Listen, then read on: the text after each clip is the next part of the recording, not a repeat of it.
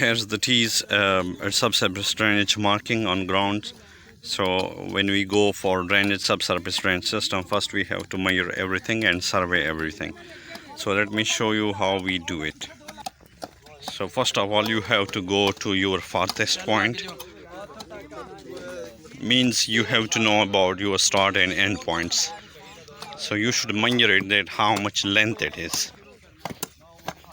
Once you get the measurement, then you will know exactly about the main line and the laterals.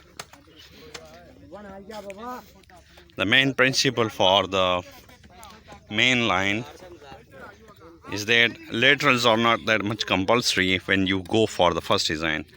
So the main thing is the main line. So let me show you this line, which is going straight away, and that is taking all the water from his secondary and laterals and secondary lines and tertiary lines. That is what we call the main line. So this is the main line, and the slope of the ground is the main thing that tells you that where it should go. So here on this ground, the level is like that, so it is sloping towards that side. So you have to keep your main line there. Then the slope is, this is the two-way slope, what we call.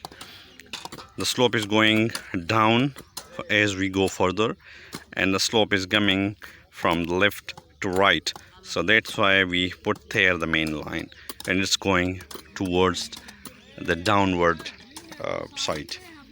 So these are the laterals which are going from left to the main line. These should be at about, let me show you this. This is the YT that we are using here. So these let me properly put it there so that you know that how we do it. So let's suppose if this is your main line in this direction, and this is the main is coming, then your lateral will come on angle like that.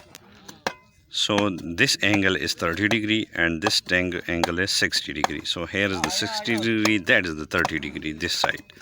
From the main to the lateral is 30 degree angle. Okay, why we are installing this type of T's?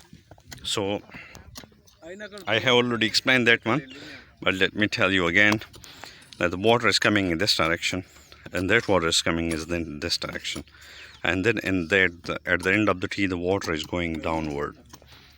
So what will happen, that there will be no water hammering. So the water hammering phenomena, this is not that much intensive when you are going for the sub drainage system, but the blockage will be there if you install the straight T. Straight T means the T that is on 90 degree angle, like this way, like this is the YT, and the straight T is look like that one. So if you put there a straight T, then that water will come here and strike it, that water will strike it here, and here will be the pressure built up. So it is better to put the YT so that water go this way and that way, and this water will go that way. So they will push each other, and there will be a vacuum created, a suction, so that will suck more water and pull in that direction. So that is the main principle. So here you can see these are the two types of T's. One is this one and one is that one. Okay, so the main principle in that one, that when this water will come and strike here, and this water is going in that direction downward, and this is coming there, so there will be a strike at this point, at this T, and that water will jam up and then it will go further. So what will happen in this type of fittings, any debris or sand particles or any other particles, soil particles, if they come in the pipe, so they will accumulate here and they will clog the pipe later on. So avoid this type of fittings. So this is the best one. That water is coming in this way and going that way. This water is coming this way and going that way. So what will happen, that will accumulatively build a pressure towards the downward. So there will be no accumulation of any sediments or particles. So be careful with the selection of your fittings. Okay, now the second thing is the lateral to lateral distance. So here you can see one lateral is here and one lateral is here. So that depends upon the type of media, that which type of soil you have, and which type of growing media you are going to put on top of your soil. So as we are building the golf course and we are using sand to as a growing media, so that's why we keep here 5 meter space between the two laterals. So that depends upon the type of soil that you have. So in clay soil that will be different, in sandy soil that will be different, in silty soil the lateral to lateral distance will be different. So that is the main thing, and that you can get the reference from different books. You can get it on the Google, that what will be the lateral to lateral distance on each soil.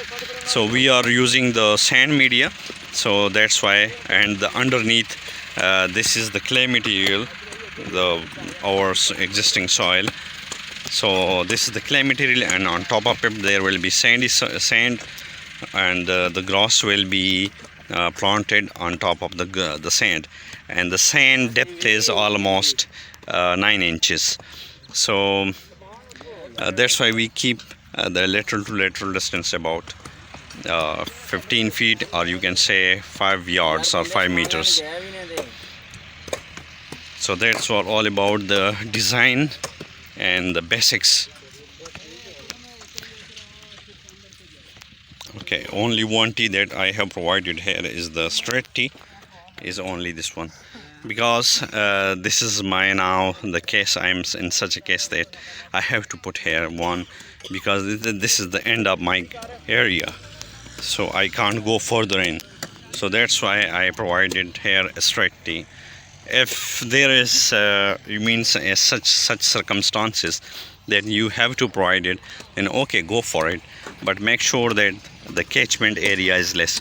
So can you see that there is a straight tee here, and there is only this much catchment area, this much. So that's not a big area to handle.